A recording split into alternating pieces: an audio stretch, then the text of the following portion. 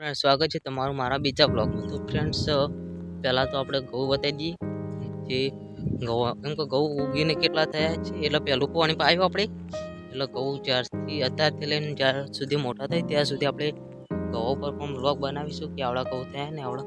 તો ફ્રેન્ડ્સ જોઈ લો પહેલાં તો આપણે ઘઉંનો માપ કાઢીએ। તો ફ્રેન્ડ્સ ઘઉં મિનિમમ સાઇઝ જોઈ શકો છો તમે, એક વેત મિનિમમ સાઇઝ ઘઉંની જોઈ લે બધા ઘઉં। અને ફ્રેન્ડ્સ આ ટાઈપના ઘઉં થઈ ગયા છે, મિનિમમ સાઇઝ એક વેતની જ છે એટલે મિત્રો। અને પેલું પાણી વાળી દીધું છે આપણે કાલે, પરમ દિવસે વાળ્યું હતું પાણી, પહેલું પાણી। ઘઉં કંઈક આ પ્રકારના થઈ ગયા છે। અને જોઈ લે ઈંડા પણ બાજુમાં આ ટાઈપના જ થયા છે, જોઈ લો ઈંડા।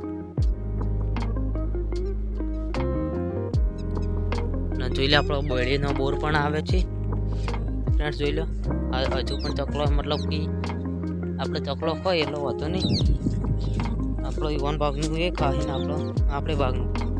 તો મિત્રો જોઈ લે પહેલાં તો આપણો અહીંયા એક બોરડી હોય તે બોર આવે તો તમે બોર બતાવો। અને મિત્રો ઘઉં કેવા થયા કોમેન્ટ કરજો।